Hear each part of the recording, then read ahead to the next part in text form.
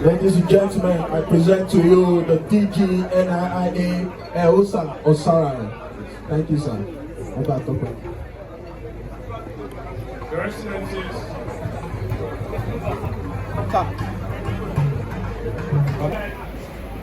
I had the honor and privilege of conferring an honorary degree on the Erelu as Vice Chancellor of the Collegiate University several years ago.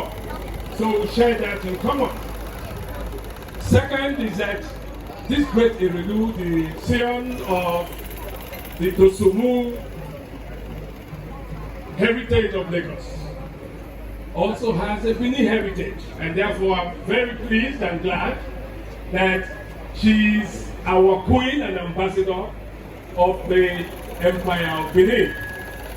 Third, of course, is that Erelu is a distinguished fellow of the Nigerian Institute of International Affairs, and that makes her an ambassador for all times and for all seasons. Finally, I'm very glad at the personal and private level that she is my equal, she is my sister, she is my auntie, and she is my friend.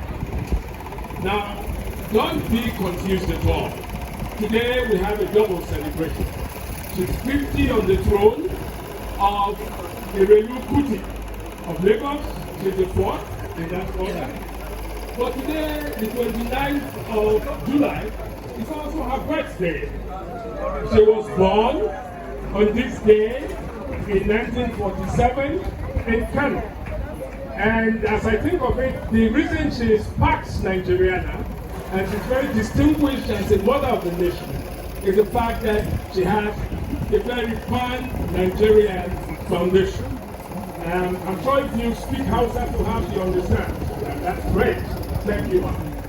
Now, she was born to royalty. And if you want aristocracy at its best and its highest and the most celebrated, you haven't found any greater than her. Now, Erelu was born to the Prince Adewumi and the Olori herself, Dosumu, in that year 1947. Now, these two parents exposed her to everything that culture and tradition meant, and she took that very seriously.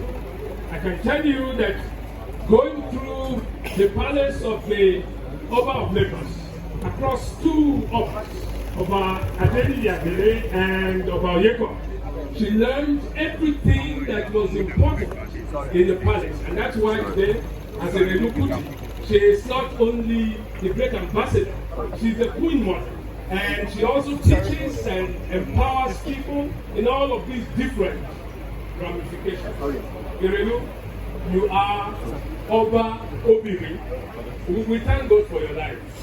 But you see, this Erelu has been described by her biographer in terms of 3 pillars.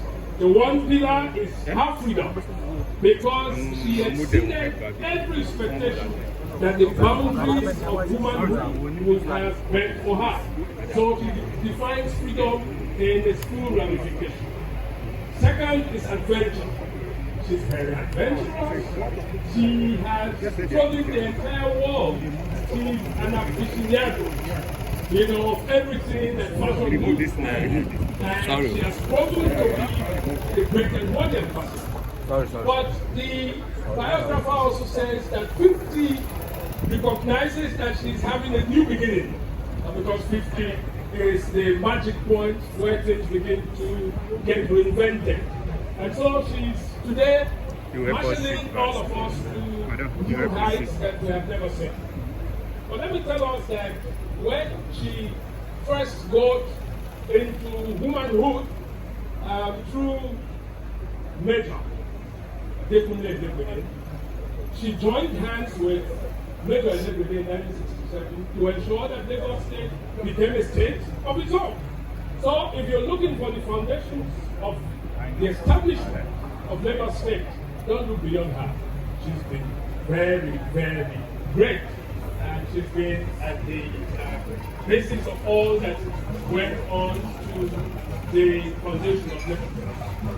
When she lost her husband, and a few years after, got married to the great ambassador, Fernandez, you would know that through her entrepreneurial support and drive, Fernandez became the first African to lift crude oil.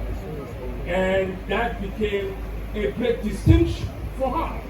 No wonder a few years after the lifting of oil, she became a major player in OPEC affairs.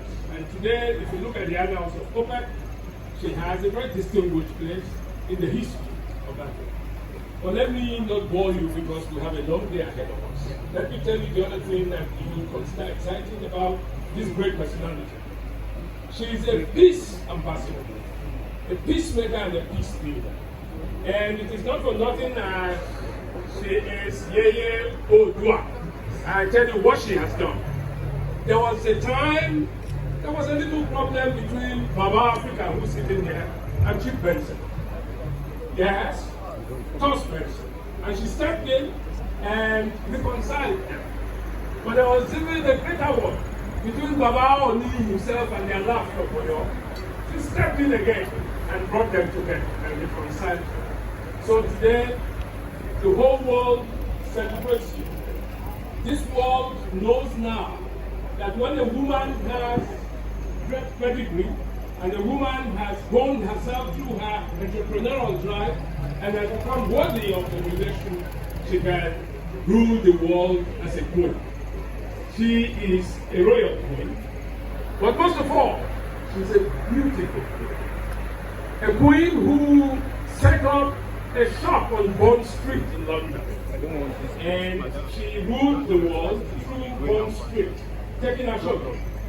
We are privileged to have the presence of the First Lady, the beautiful, the indefatigable First Lady of our highly esteemed Lagos State. I'm talking of no other person but the ever-smiling Dr. Ibijoke Sanwolu. Please, can we give her a round of applause, please? Please, those applause are not resounding. Can we give her a round of applause, please? Thank you. I also want to recognize the presence of the First Lady of Kwara State and also the chairperson, Nigeria Governors Spouses Forum, Ambassador Professor Olufolake Abdurazak. Please, can we give her a very thunderous round of applause, please? I want to specially appreciate this man. Of everyone seated on this stage, he is the youngest. Of everyone seated on this stage, is the youngest. I want to specially appreciate a great icon, the former president of Nigeria, the ever young Chief Erelu Okikiola Obasanjo. Please, can we give Baba a round of applause, please? Every time I see Baba will say I should not greet him like an elder. He likes me to greet him like a young man. So, Chief Obasanjo, I greet you, sir. I greet you, my daddy. Thank you, sir. Thank you, Chief. Also, I want to recognize our the white cap chiefs of Lagos, led by Baba Okwelowa. Please, can we give them a round of applause, please? The white cap chiefs of Lagos. Thank you. We recognize your presence. They are the custodian of Lagos culture. I want to specially appreciate